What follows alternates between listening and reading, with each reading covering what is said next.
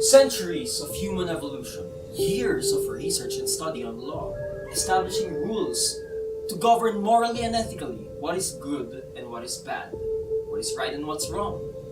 All of these have culminated to one extraordinary event, and that is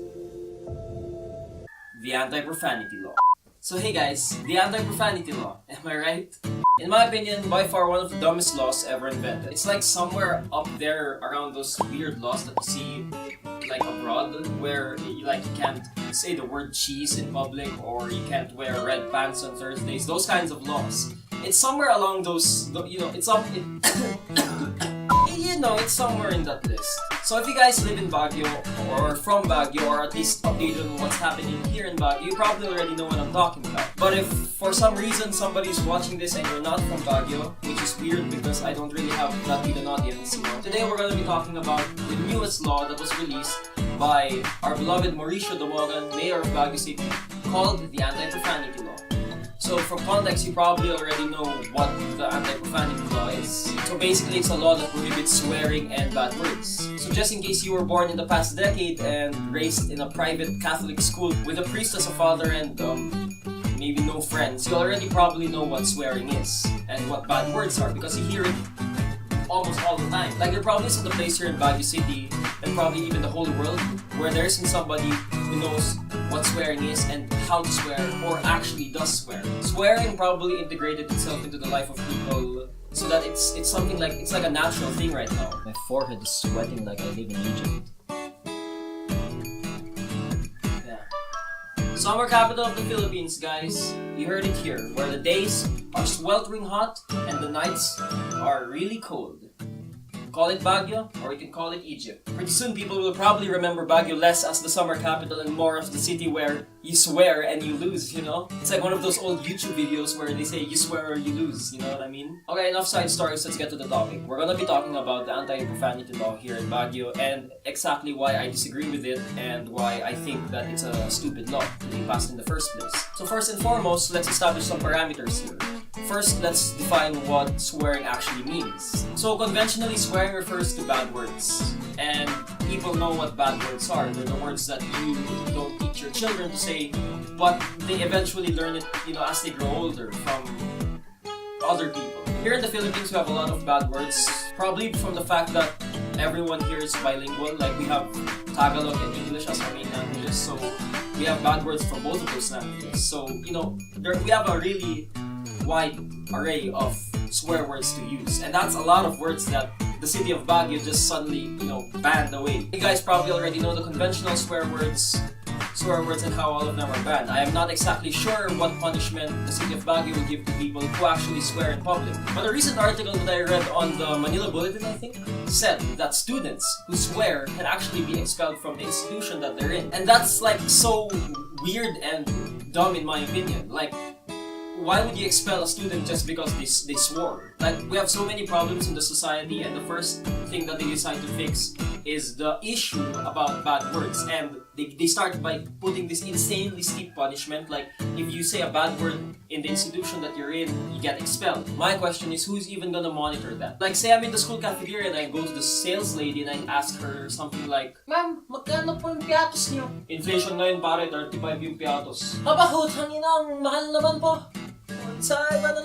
Like, think of that kind of scenario. How would that work? How would the student get expelled? Would the sales lady tell the kid, say that, go to the principal and say that, hey, I caught this kid swearing? Will the dean or the principal will feel like leave the sales lady on the spot? It could be like, their word against his. And in those kinds of scenarios, nobody really wins. The only way that this law will actually work, where students will be expelled, is if the government actually releases trusted monitors to monitor people in the school.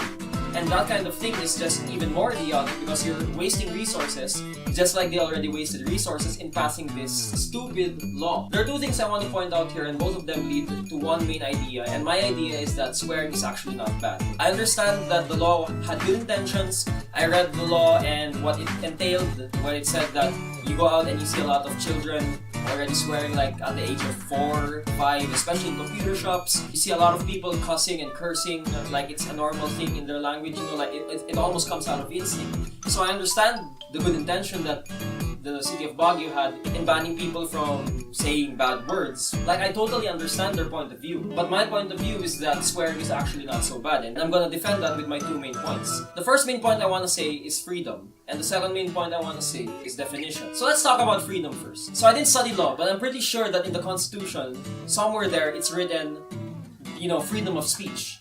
The freedom of people to speak their opinion, to express themselves however they want to. If any of you are law students there and can defend the new law, I'd like to hear from you guys. I'd like to hear from you guys because I'm wondering how this law does not violate freedom of speech for people when they are literally banning people from saying certain words. And that's kind of speech, right? People should have the freedom to say what they want, whenever they want, and to who they want to. And probably the counter argument here is that you can't just go down the street, go to somebody you don't like and say you're ugly. To which I say you can most definitely do that. You can probably even go to the president and say that he has a big nose. But people often confuse what freedom actually is. When you have freedom to do something, it doesn't free you from the responsibilities that entail from your decision. Like if I go to the president right now and I say he has a big nose, I'd probably be shot on the spot or taken into jail for gravely offending the president, or I'd probably be thrown in an asylum because they think I'm nuts.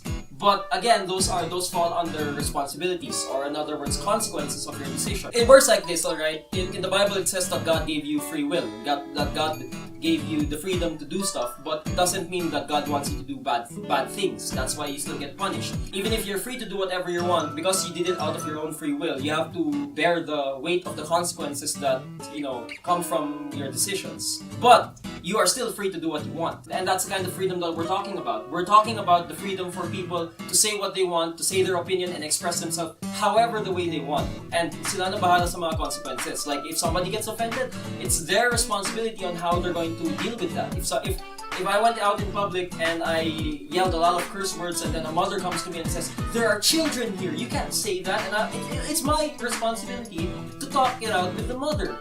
Those are the consequences. But I still exercise my freedom of speech. And that's something that I see being violated by banning curse words here in Baguio City. The biggest fallacy in this entire law probably lies in the second main point, which is called definition. Let me ask you guys a question. What is a bad word? What is a swear word? What's the actual definition of that? Maybe some of you would probably answer, it's an offensive word. Alright, fine. It's an offensive word. Moving on. Think of the swear word God there. Who says that's offensive? Probably a lot of people who believe in God, a lot of people like Catholics or Christians who read in the Bible that thou shalt not use the name of the Lord in vain. Probably they will find it offensive. But how about people who don't believe in God or have a different God? Would they find that offensive? Probably not. The point of what I just said is that the word offensive is a subjective word, meaning that it varies from person to person. What somebody finds offensive can be not found offensive by somebody else. So you can't use that to define what bad words are because that's generalization. That's already a fallacy in itself. Okay, let me pose for you guys a different question this time. Who says that the word shit means shit? You follow me? I had a book that I loved before when I was a kid. I loved reading it many times. The title of the book was Frindle, and it was basically a book about this kid who replaced the word hen with the word frindle, and it stuck until it actually became a word in the English dictionary. Of course, that's all fiction. But that story is very closely related to our current issue right now, and that's who says that a certain bad word is a bad word. Who's deciding that? Somebody can use a bad word as a means of expression. Somebody can use it as a means of expression that he's happy. Somebody can even take a bad word and use it in a funny way. Who says that pen means pen? You do. Who says that what I'm holding in my hand right now is a comb? You do. Because it's what's been taught to you for years. It's what your brain's accustomed to.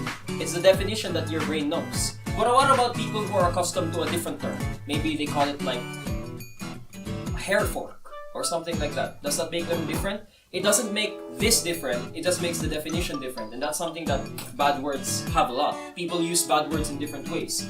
People think that the general definition of a bad word is an offensive word or something that's used negatively, but a lot of people don't use it negatively. A lot of people actually use it in different ways, either to express relief, joy, laughter, humor. Some people use it in so many different ways, and that's the biggest fallacy of this law. It's the fact that you can't define what a bad word is. The counter-argument that you can give to me right now is, what of it? If the definition of different people on bad words is different so much that you can't actually generalize what bad words are, then the law will only follow the standards of the person who actually passed the law, in other words, the government. So the government will ban bad words defined by their definition, meaning regardless of how people use it, regardless of the context, if the government finds a word and defines it as a bad word, you are prohibited from speaking it in the city of Baguio. Now, let's move on. If that's the counter-argument, think of it like this. Let's say they banned all the conventional bad words so much that nobody finds a way to express themselves. If people don't have a way to express themselves in public, they'll definitely find different ways because that's human nature. And in the end, they'll think of different bad words. The only thing that this law will probably accomplish in the long run is not prohibiting bad words but making new ones, because people need a way to express themselves, and if they're already used to expressing themselves using bad words, if you ban those, they'll just make new ones with exactly probably the same meaning or similar, and that doesn't accomplish anything. If you were the point of the anti-profanity law was to lower the profanity that is here in Baguio, and if you're focusing on and if the actual goal of the law is to stop people from being bad-mouthed, then you're not gonna accomplish it if people make different words or code words to substitute for the words that you've already banned. You're not banning anything. You're just banning the word, but not in essence, just in name. You're banning the bad word, but the meaning is taken out and put into a different word, and that doesn't accomplish anything. That's probably why I think this law is so dumb, because it's full of holes. The entire argument is fallacious, and it doesn't accomplish anything. It's just like a waste of resources. So in conclusion, I highly disagree with this law. I think it should never have been passed, and I don't think it will serve any good purpose in the community or society. And I will not follow a law that is stupid and useless in name and nature. And I'm pretty sure a lot of people feel the same way. What can we do about it? We're not in the government. They're the ones who decide the things, but we're the people who back up the government. The government relies on us more than we rely on them. So really, there's no reason for us to violate our freedom of speech for a law like this. So if you're in Baguio and you suddenly slip up and you say a bad word out in public, don't feel bad. You have a right to say whatever the fuck you want. Hey, you're not supposed to say that! Oh, shut up!